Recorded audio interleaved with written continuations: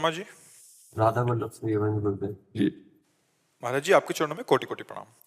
महाराज जी रामचरितमानस में छुपाई है, तपबल रचे ही प्रपंच विधाता, तपबल विष्णु सकल जग त्राता, तपबल शंभु करहि संघारा, तपबल शेषु धरई भई मही भारा।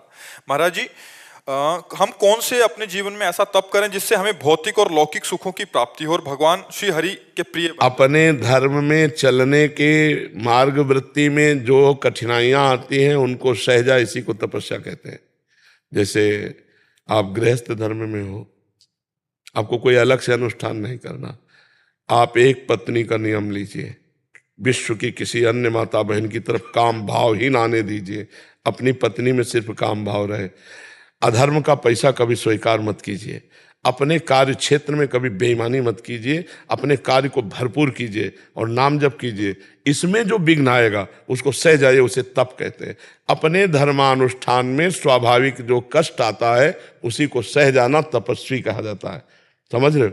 अपने धर्मानुष्ठान में 3 बजे उठे, स्नान करके बैठ गए, 5 बजे तक भजन किया, फिर ऑफिस की तैयारी की, ऑफिस चले गए, या व्यापार या किसानी जो कार्य है, अपने धर्म के अनुष्ठान में जो कष्ट मिलता है उसको सह जाना ही तपस्या कहते हैं।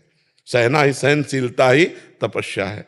सह जाना, भूख प्यास गर्मी सर्दी मान अपमान, इन सबको सह जाना ही तप है। तो अब जितना सह पाओ उतने ही तपस्वी कहे जाओगे। बाहरी आग तो सह गए लेकिन अंदर की कामाग्नि को नहीं सह पाए, क्रोधाग्नि को नहीं सह पाए, मोह को नहीं, अहंकार को नहीं सह पाए। इन अग्नियों को सहो। अपने धर्मानुष्ठान में आंतरिक जो ताप देने वाली अग्नियां हैं इनको सह जाओ, वही बस सबसे बड़ा तपस्वी है। ठीक है जी। हर्षिता पुरी जी देहरादून से। राधे राधे। राधे राधे। श्री हरिवंश महाराज जी आपके चरणों में कोटि कोटि प्रणाम। महाराज जी पिछले कुछ दिनों से आपकी कृपा से, श्री जी की कृपा से घर में भागवतिक माहौल हुआ है और माता पिता के प्रेरित करने पे मैं नाम जप करना शुरू किया हूँ। महाराज जी आप पूछ रहे हैं कि भाव के बिना नाम जप से भी लाभ मिले? बिल्कुल परम लाभ, अवश्य लाभ मिलेगा। जैसे हमारा चिंतन कहीं और हो, हम भोजन पा रहे हैं तो हमारा पेट भरेगा कि नहीं भरेगा? पेट तो भर जाएगा ना। पेट भर जाएगा कि नहीं भर जाएगा?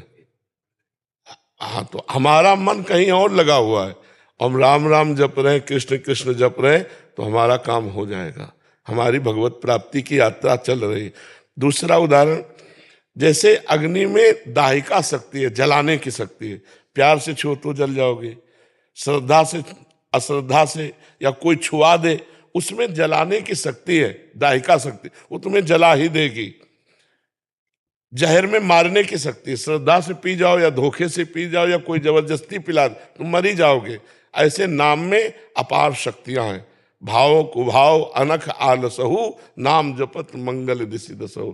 परम कल्याण हो जाएगा, मन लगे न लगे।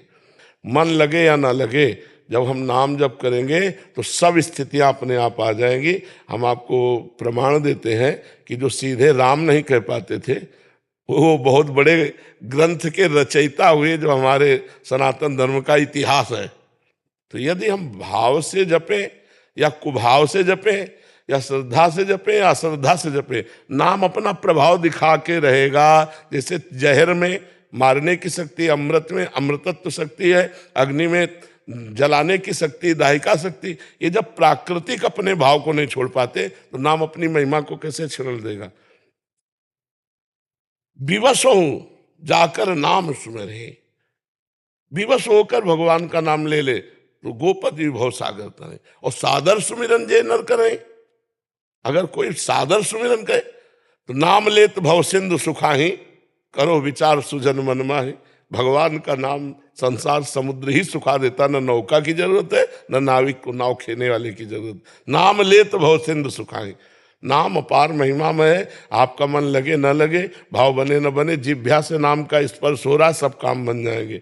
जैसे 2 लकड़ियों के घर्षण से अग्नि पैदा हो जाती है, अरण्य मंथन, ऐसे ही राम नाम या कृष्ण नाम, राधा नाम, हमारी जिह्वा, इन दोनों का घर्षण होता रहे, राधा राधा राधा राधा राधा, इससे दिव्य शक्ति प्रकट हो जाएगी। सब अध्यात्म का ज्ञान हो जाएगा, सब अध्यात्म की वृत्तियां आ जाएंगी।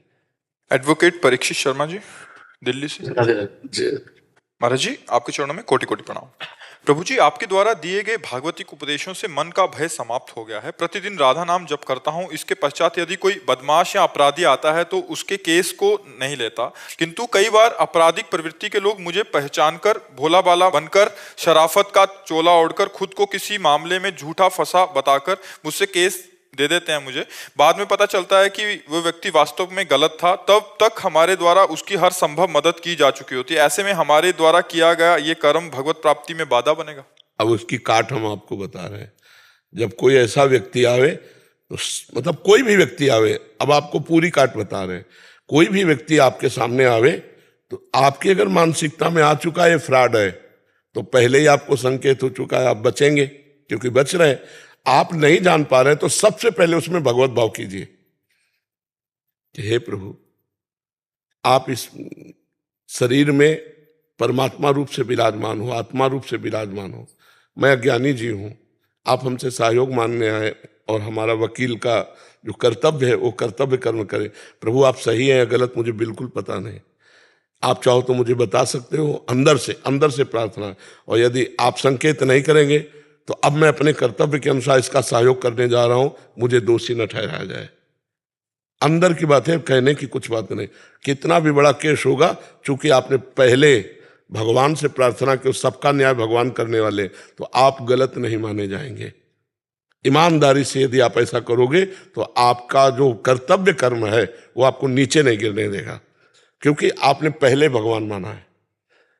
और भगवान है, जैसे पंखा बिना बिजली के नहीं चल सकता, हाइड्रोजन बिना बिजली के नहीं जल सकता, ऐसे ही बोलना, देखना, चलना फिरना जो हो रहा है ये ईश्वरी शक्ति से हो रहा है। सबके अंदर ईश्वर का पावर विराजमान है, तो हम उसी पावर को पहले प्रार्थना कर दें। तो आप कभी छल कपट हो जाने पर भी आप फंसेंगे नहीं। आपके ऊपर दावा नहीं पेश किया जा सकता, क्योंकि भगवान से आपने डायरेक्ट पहले बात की है। भगवान सुन रहे हैं आपकी बात, अंदर ही बैठे, जहां से बात उठती है वहीं भगवान सुन रहे हैं। तो हमारी बात मान गए, अब आपको कोई फंसाव नहीं रहेगा। अगर दिमाग में आ जाता है आदमी फ्रॉड है तो आप ले ही नहीं रहे। अगर हमारे दिमाग में नहीं आ रहा तुम पहले कि भगवान इसके अंदर भी है, एक सेकंड, और हे भगवान, यदि आदमी जो बाह्य आचरण से और आप उसके अंदर बैठे हैं तो या मुझे संकेत कर दीजिए, नहीं अब आप जिम्मेदार होंगे, अब मैं अपने कर्तव्य का पालन करने के लिए इसका सहयोग कर रहा हूं। खत्म खेल। पक्की बिल्कुल सिद्धांत की बात समझ लो, आप कहीं फेल नहीं होंगे। ठीक है।